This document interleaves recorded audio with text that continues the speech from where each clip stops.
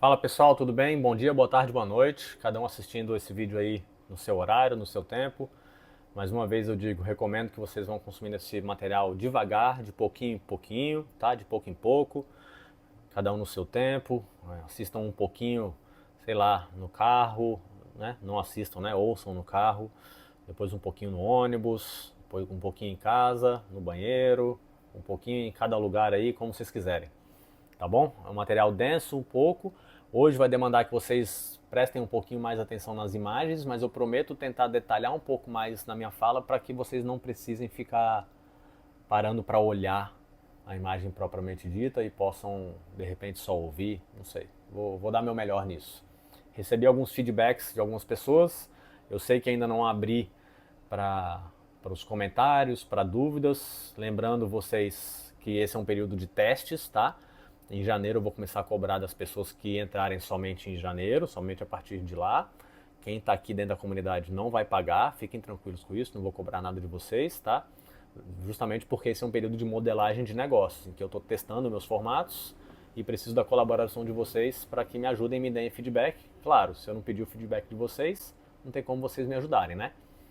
Então essa semana eu vou abrir um grupo dentro da comunidade para discussão de casos clínicos, participação, e vou abrir as enquetes também para ver a opinião de vocês sobre melhores formatos e sugestões de temas para a gente discutir, tá bom? Peço perdão aí pelo. Não sei se vocês estão tendo barulho de fora, mas eu estou fora de Brasília hoje, não estou em casa. Então estou um pouquinho no improviso aqui nessa gravação, tá? Vamos direto ao ponto, vamos para o nosso material. Essa aula de hoje foi uma ideia minha a partir de justamente conversa com algumas pessoas que assistiram a última aula e me mandaram mensagem no Instagram e no privado no WhatsApp, falando que queriam ver um pouquinho mais sobre como essa interação entre exercício físico e a saúde dos tendões. Principalmente o pessoal da educação física me pediu para falar um pouquinho mais sobre isso, mas é importante para nós da fisioterapia também, como que os tendões reagem. Então nós vamos falar sobre a mecanobiologia dos tendões. A mecanobiologia é como os tecidos do corpo humano, uma moto passando aqui. Então a mecanobiologia é como os tecidos do corpo humano respondem às cargas mecânicas a que são submetidos. E nós vamos falar como o exercício fortalece ou adoece o tendão. Não vamos falar da doença propriamente dita, que seria a tendinopatia, mas vamos falar como o exercício ou a falta de exercício faz com que o tendão se torne mais forte ou mais fraco, tá bom? Vou tentar ser um pouquinho mais direto ao ponto. Então já falamos na última aula, esse modelo aqui da professora Karen Silbernagel, de que a saúde do tendão é resultante, né, um resultado de diversos fatores. São eles a biomecânica do tendão propriamente dito e a biomecânica da pessoa como um todo, né, das outras estruturas também, a função da pessoa e daquele tendão, a estrutura e fisiologia do tendão, os fatores psicossociais do indivíduo e os sintomas propriamente ditos da pessoa. E hoje nós vamos focar na estrutura e fisiologia do tendão. Não vamos falar de função, biomecânica, sintomas, fatores psicossociais, que são igualmente importantes, mas não são o tema da aula de hoje. Então, indo um pouquinho mais direto ao ponto, será que o tendão é apenas uma corda? Na última aula nós falamos de diferentes estruturas do tendão, né? Falamos da êntese, falamos do peritendão. Nessa imagem aqui nós temos uma representação muito boa do que é o peritendão, que ele é composto, ele recobre o tendão e é composto por epitendão e paratendão, que eles entremeiam um tendão, né? Entram dentro do tendão e recobrem os tenócitos, né? Que são os fibroblastos tendíneos. E esses tenócitos fibroblastos tendíneos são esse verdinho na imagem aí, são recobertos por muitas fibras de colágeno, especialmente colágeno tipo 1 e tipo 3, que compõem a matriz extracelular do tendão. Vamos falar sobre isso hoje. Então o tendão é um órgão motor, na última aula nós falamos muito sobre isso, é parte do órgão motor, perdão, o tendão é parte do órgão motor, na última aula nós falamos muito sobre isso. Esse órgão motor composto por músculo, junção miotendínea, tendão propriamente dito, uma região de transição do tendão para o osso chamada de êntese, que é composta por tecido tendíneo e fibrocartilagem, tecido tendíneo e fibrocartilagem calcificada quando chega mais perto do osso, até chegar ao osso propriamente dito. Então é um órgão que é composto por diversos tecidos muito diferentes em suas propriedades, em sua fisiologia, que acaba resultando numa interação entre diversos tecidos do corpo. Então o tendão, além de ter essa integração e essa interação com o músculo e com o osso, ele também tem uma interação com outros tecidos do corpo, como a pele, outros órgãos, outros ossos, outros músculos que estão ao seu redor, por meio desse tecido de sustentação e integração e comunicação entre tecidos chamado tecido facial. Tá? Então a face é muito importante, sim, mas lembrando, hoje nós vamos falar do tendão propriamente dito. O que são tendões no fim das contas, né? Onde comem não, né? O que comem, onde vivem, o que fazem, do que se alimentam, né? Como se comportam. Primeira coisa, os tendões, eles têm a função de transmitir força. Além de outras funções secundárias, proprioceptivas, que são muito importantes também, mas a função primária é transmitir força. Esse é um vídeo da minha coleta de dados do mestrado, é um vídeo de ultrassom longitudinal, uma imagem longitudinal de um músculo gastrocnêmio medial. Esse triângulo aí em cima é o músculo gastrocnêmio medial. Embaixo é o sólio, tá? Vocês veem o gastrocnêmio medial e o sólio se contraindo. E uma linha que se segue na tela aí da direita de vocês para a esquerda, uma linha que se segue do triângulozinho do gastrocnêmio medial em direção ao lado esquerdo, é o tendão calcâneo na sua origem lá no gastrocnêmio medial. Embaixo é o músculo sólio, tá, gente? E lá mais para baixo ainda é o flexor longo do hálux. Então o tendão, vocês veem aí o músculo se contraindo e o tendão esticando. Se nós tivéssemos uma imagem enorme aí, nós veríamos lá embaixo o tendão se inserindo no osso calcâneo e o calcanhar se mexendo, sendo puxado, né? O osso calcâneo sendo puxado e o tornozelo fazendo uma flexão plantar. Além de transmitir força, os tendões possuem diferentes formas. Não só um tendão em comparação ao outro, mas dentro de um próprio tendão, o tendão possui diferentes formas. Então eu vou usar o tendão calcâneo como exemplo aqui de novo, porque é mais fácil de visualizar. A gente tem o tendão calcâneo se originando lá dos gastrocnêmios e do sólio, especialmente dos gastrocnêmios, como um tendão, um formato mais achatado, né? E depois ele vai descendo e se torna um pouquinho mais cilíndrico. E quando ele chega lá perto do osso calcâneo, perto da êntese, ele se torna mais achatado de novo para se inserir no osso calcâneo.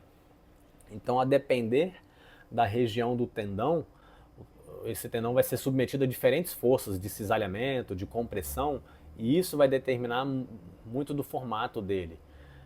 O tendão do supraespinhoso também tem essa característica, de quando ele vai chegando próximo ao footprint, né, a sua região de inserção no húmero, ele também se torna um pouquinho mais achatado, entre diversos outros tendões que são assim.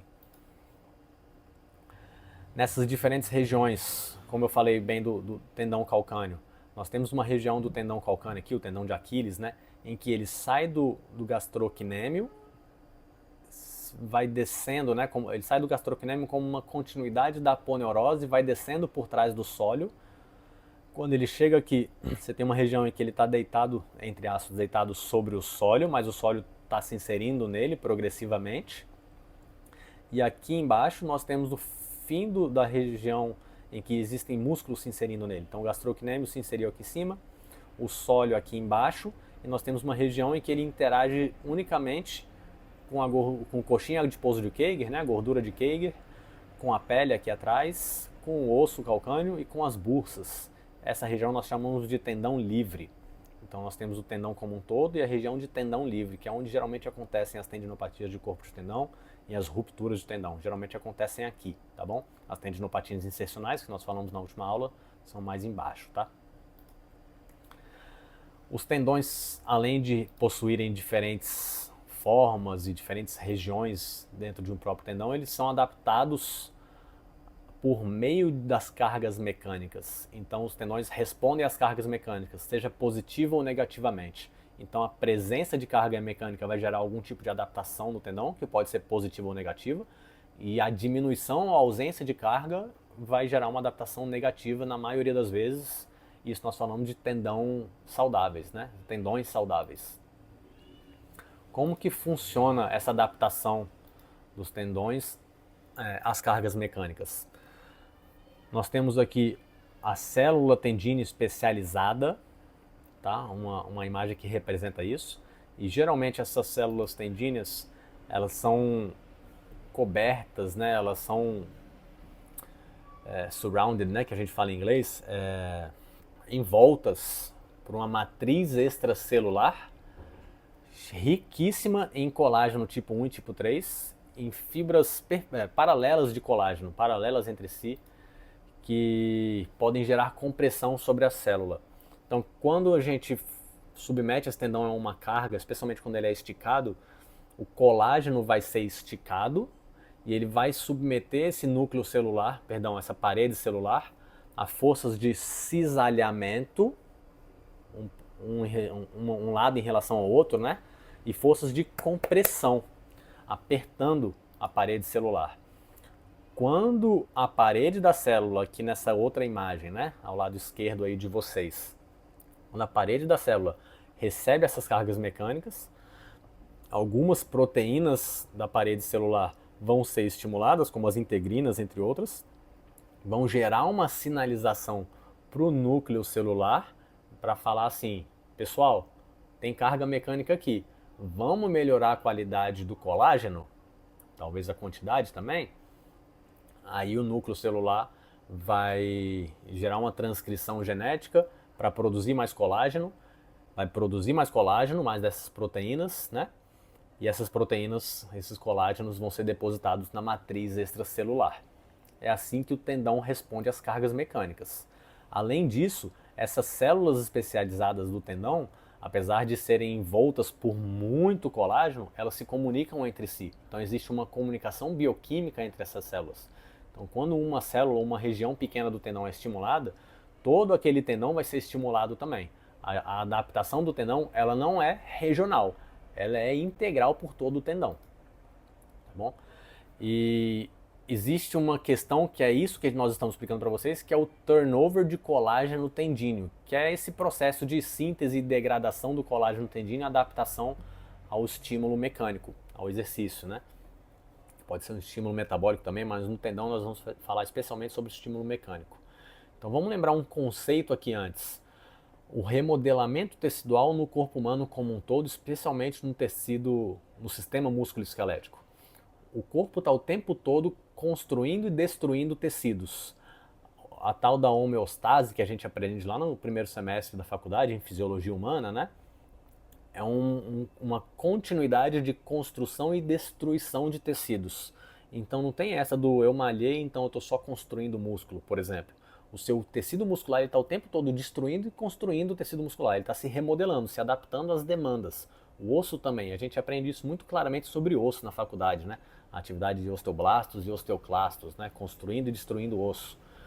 Então no tendão não é diferente. Nós temos o tempo todo uma gangorra aí que está subindo e descendo.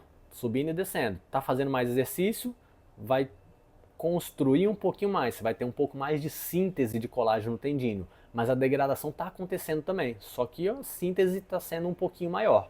Então, no fim das contas, você vai ter um depósito maior de colágeno na matriz extracelular.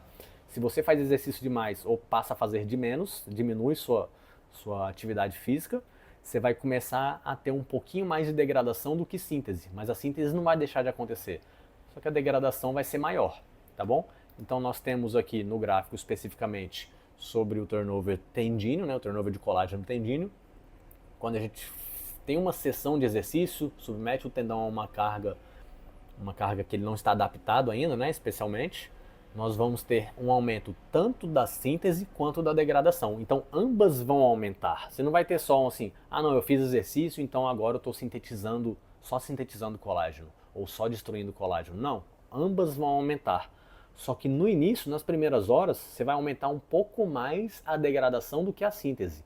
Se você aumenta duas coisas, mas uma tem um aumento maior do que a outra, e elas são concorrentes entre si, no fim você vai ter uma degradação líquida. Então, no fim das contas, nas horas subsequentes a um exercício, você tem mais destruição da matriz extracelular do que reconstrução, entre aspas, tá? Quando a gente passa ali de 36, 48 horas, e claro, isso aqui é um número, não é genérico, porque ele não é um chute, né, mas é um número médio, vai depender da magnitude desse exercício, desse estímulo, vai depender do metabolismo da pessoa, se ela não tem uma outra doença metabólica que compromete esse remodelamento, né? Quando a gente passa das 36, 48 horas, nós passamos a ter mais síntese do que degradação. Então a degradação, vocês podem ver na parte de baixo do gráfico, ela aumenta muito rápido, mas ela diminui e passa a ser pouca degradação muito rápido também. Então, enquanto a síntese se alonga ao longo do tempo. Então é como se fosse assim, galera, fizemos um exercício aí, vamos reorganizar esse colágeno aqui no tendão, que não está aguentando muito bem a carga que nosso amiguinho aqui está nos submetendo. Então vamos destruir um pouquinho para reorganizar isso aqui. Então primeiro ele tem uma mais destruição de colágeno tendíneo, para subsequentemente aumentar a síntese e reorganizar aquele tendão para que ele possa aguentar mais cargas. Então eles são adaptados por meio dessas cargas mecânicas e essa carga é dinâmica, tá? Antes disso, vamos olhar para esse gráfico aqui na parte verde. A gente tem no lado esquerdo aí escrito adaptação homeostase. Então essa é uma zona que nós chamamos de zona de adaptação do tendão. Para cima nós temos adaptações ruins do tendão, uma resposta mal adaptativa do tendão a estímulos demais, overstimulation, né? Tá escrito aí. E para baixo nós temos outra região vermelha chamada de mal adaptação a understimulation, né? Stimulation é uma adaptação negativa à falta de estímulo ao tendão, é o imobilismo. Então, tanto estímulo de mais quanto estímulo de menos geram uma adaptação ruim no tendão. E quando você está na zona verde, existe uma região ótima, uma zona ótima de quanto de carga colocar para que o tendão se adapte positivamente. Nós chamamos isso de ponto mecanostato. Ponto mecanostato significa o nível de estresse mecânico entendido como normal pelo corpo humano. Níveis um pouco acima ou um pouco abaixo, ou perdão, níveis acima ou abaixo disso, induzem uma adaptação, seja ela positiva ou negativa. Quando nós falamos de tecido tendíneo, esse ponto mecanostato, e aí gravem e prestem muita atenção nisso, esse ponto mecanostato está entre 3 e 6% de deformação cíclica. Então, quando você pega um tendão que é um tecido elástico, que se deforma, você submete esse tendão a cargas, ele passa por uma deformação elástica, não é uma deformação plástica, tá? Uma deformação elástica em que ele estica e volta ao seu formato anterior. Quando ele se deforma entre 3 e 6%, ciclicamente, repetidamente, ele gera adaptações positivas. Então, quando nós temos aqui entre 3% aqui no meio do gráfico, 3% e 6%, nós temos uma zona ótima de adaptação de estímulo para adaptação tendínea. Mais que 9%, esses são números aproximados, por isso tem essa zona entre 6 e 9, né? Mas mais que 9% de uma forma geral, nós teremos adaptações negativas por estímulo demais. E para cá, menos do que 3, menos do que estímulos de menos, né, menores do que 3%, vão gerar adaptações negativas. Essas adaptações, já falei aqui, né, 3 a 6% de deformação cíclica, geram adaptações positivas. Então, quando nós temos adaptações de menos, as adaptações patológicas chamadas, né, são uma diminuição da força têncil do tendão, um aumento da degradação líquida de colágeno, uma diminuição da organização de colágeno. Essas são as adaptações do tendão, só deixando claro, a estímulos de menos, tá? Então, quando você tem estímulo de menos, você diminui a força têncil do tendão, você aumenta a degradação líquida do tendão, você diminui a organização do colágeno tendíneo, você diminui os marcadores de atividade de tenócitos, né, que são essas células especializadas do tendão. Você mantém o conteúdo de glicosaminoglicanos, né, e você aumenta as citocinas inflamatórias por estímulo de menos. Então, ficar parado é ruim para o tendão, tá bom? Por isso que tanta gente fala assim que tratamento de tendão não é imobilismo, não é ficar parado. Quando você tem cargas moderadas, que nós falamos entre 3 e 6% de deformação cíclica, nós temos adaptações saudáveis aqui no meio da tela. Então nós temos um aumento da força têncil do tendão, um aumento da síntese de colágeno tendíneo, nós temos um aumento da diferenciação tenogênica e nós temos um aumento da área de secção transversa, ou seja, esse tendão aumenta de tamanho. Sabe a tal da hipertrofia muscular? Nós temos uma hipertrofia tendínea. E quando você tem cargas excessivas, essas são as adaptações do tendão ao excesso de carga, as adaptações chamadas de patológicas, pelo artigo, não sou eu que estou falando patológico, tá? Porque eu não gosto muito dessa palavra, mas nós temos aí, ao excesso de carga, uma diminuição também, igual à falta de carga. Um excesso de carga gera a diminuição da força têncil do tendão, gera um aumento da degradação líquida de colágeno, gera uma diminuição da organização de colágeno, gera um aumento da diferenciação aberrante, gera um aumento da área de secção transversa, mas não de uma forma positiva, porque você está aumentando a área de secção transversa, mas você está diminuindo a força têncil e a diferenciação aberrante.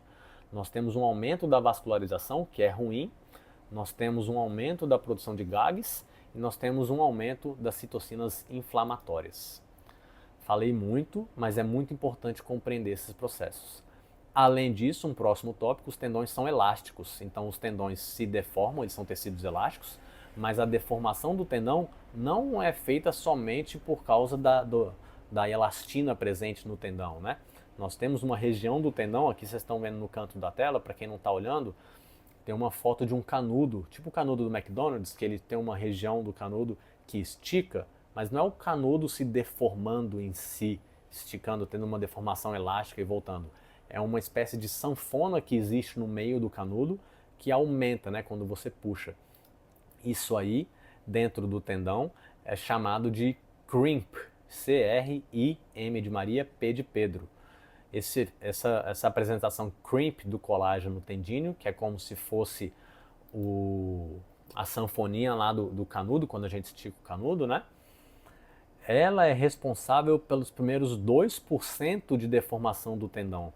Por isso que essa deformação muito pequena, abaixo de 3%, ela não gera adaptações positivas no tendão, porque você não está estimulando o tendão propriamente dito, o colágeno, você não está esticando o colágeno, você está simplesmente tirando a sanfoninha.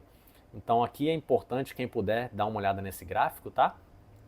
Nós temos uma sobreposição aqui nesse gráfico da curva de força-deformação, né? Do stress-strain, que chamam nos artigos, a curva de força-deformação de um tendão, em que os primeiros 2%, lembram lá que a gente falou que abaixo de 3% não gera adaptações positivas? Os primeiros 2% do tendão, da deformação do tendão, são simplesmente o esticar a sanfoninha lá do canudo do McDonald's.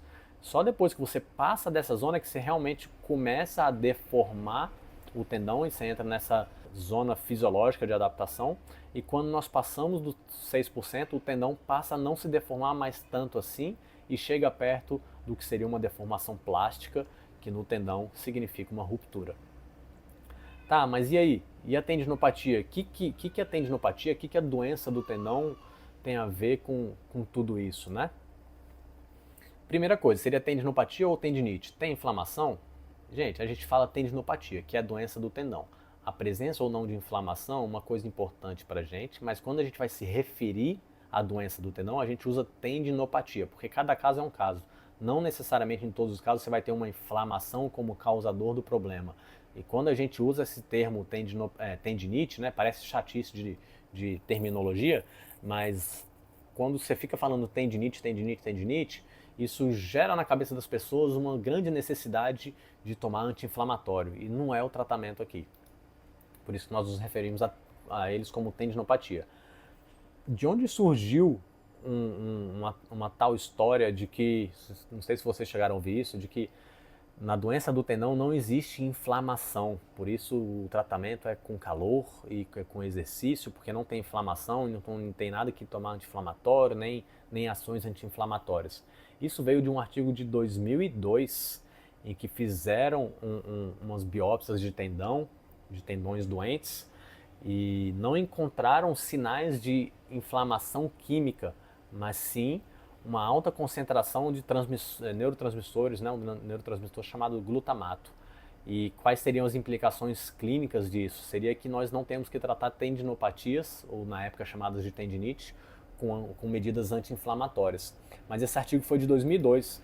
na época do Charlie Chaplin, né, de tempos modernos. E de 2002 para cá, apesar de 2002 para cá ser um curto período de tempo dentro da humanidade, né, moderna, muita coisa aconteceu, especialmente a revolução industrial da ciência do exercício, chamada de microbiologia e as análises de sinalizações bioquímicas, né?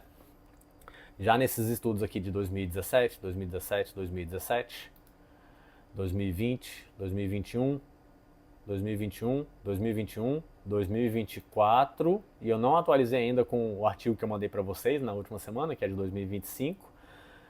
Todos esses artigos demonstraram sim uma participação de processos inflamatórios, tanto na doença quanto na recuperação, na cicatrização, né, no reparo tecidual de um tendão. Então a gente tem que esquecer esse conceito lá de trás de que não existe inflamação no tendão. Não estamos falando que você tem que tomar anti-inflamatório, que tem que ter medida anti-inflamatória, necessariamente. Mas só para reforçar, nós temos um posicionamento aqui de 2021 e já nesse último artigo que eu mandei para vocês também, dizendo que evidências emergentes indicam de forma inequívoca o envolvimento de um componente inflamatório na patogênese da tendinopatia. Isso aqui está entre aspas, não são as minhas palavras, tá? Isso aqui é um posicionamento com grandes autores de pesquisas com tendão no mundo inteiro. Além disso, ó, com a presença de um componente inflamatório na patogênese da tendinopatia, com células inflamatórias e citocinas atuando como os principais reguladores do remodelamento da matriz extracelular do tendão. Então, células inflamatórias e citocinas como participantes tanto do processo de doença, mas também processos da inflamação como parte do processo de reparo do tendão. E qual o problema dessa inflamação como origem, né? Não como a causa, mas como parte da origem do problema, e qual a implicação disso tudo para a nossa prática clínica no dia a dia? Vocês lembram dessa sinalização toda que nós falamos no início da aula, sobre como os tenócitos são envoltos por colágeno, né? Colágeno tendíneo na matriz extracelular, e como eles são estimulados, como os tenócitos são estimulados e se comunicam com o centro da célula, iniciam a produção de um novo colágeno. Essa comunicação sofre uma grande inibição, ela é muito atrapalhada pelas células inflamatórias, pelos marcadores inflamatórios. Então toda essa comunicação necessária entre o meio intra e extracelular dentro do tendão, para que o tendão se adapte e melhore de qualidade, ela é inibida, ela é atrapalhada pelos marcadores inflamatórios. Perdão, gente, tive um problema com o meu celular aqui, mas só para finalizar o raciocínio, a inflamação vai inibir a comunicação que acontece entre o meio intracelular e o meio extracelular, para que o meio extracelular amasse, aperte, gere forças de cisalhamento na célula, e isso resulte numa produção de mais colágeno pela célula e o depósito desse colágeno lá fora. Ou seja, um aumento da síntese do tendão, um aumento da organização do tendão. É o que nós temos no gráfico clássico do turnover de colágeno tendíneo. Mas se esse aumento da síntese e da organização do colágeno é inibido e existe um estímulo, como nós falamos no outro gráfico lá de trás, um estímulo ao aumento da degradação, a gente acaba fazendo com que o exercício durante o processo inicial, ainda com muita sinalização inflamatória, na fase inicial da tendinopatia, acabe sendo um estímulo ao aumento da degradação tendínea. Por último, para finalizar esse raciocínio, as cargas necessárias, voltando a esse gráfico que nós já vimos, as cargas necessárias para gerar adaptação ao tendão são entre 3 e 6% da deformação cíclica, Não são números de peso, 10 quilos, 20 quilos, 30 quilos. São percentuais de deformação. Se eles são percentuais de deformação, não importa quanto peso, e sim quanto deformação está acontecendo. Em tendões mais fracos, você diminui a força têncil, que nós já falamos. Se diminui a força têncil, menos peso será necessário para gerar a deformação adequada, certo? E quanto mais o tendão se degrada, menos carga ele vai tolerando, qualquer pezinho a mais vai se tornando um peso demais que gera aquelas deformações acima de 7, 8% que gera adaptações negativas. Então, quando vocês forem aplicar o tal do Heavy, Slow Strength Training, né? O treinamento lento e pesado para tendão, tomem muito cuidado com esse conceito, porque o tendão doente não aguenta cargas muito altas, ele acaba gerando uma retroalimentação do mecanismo de doença dele, porque o remodelamento está um pouco comprometido. Já foi muito tempo de aula, hoje era para nem entrar nesse mérito da tendinopatia, eu acabei entrando, só pincelando, para em outro momento a gente discutir mais. Vou parar por aqui e a gente vai se comunicando aí na comunidade. Um abraço, boa semana para todo mundo. Fisiologia do tendão, claro, um pouquinho superficial, mas deu para entender bem. Tentem não focar tanto nesse final da aula que ficou um pouquinho complexo e ficou um pouquinho superficial demais. Eu toquei num assunto, mas não me aprofundei. Mas ao longo do tempo a gente vai se aprofundando nisso, tá bom? Um abraço, boa semana para todo mundo.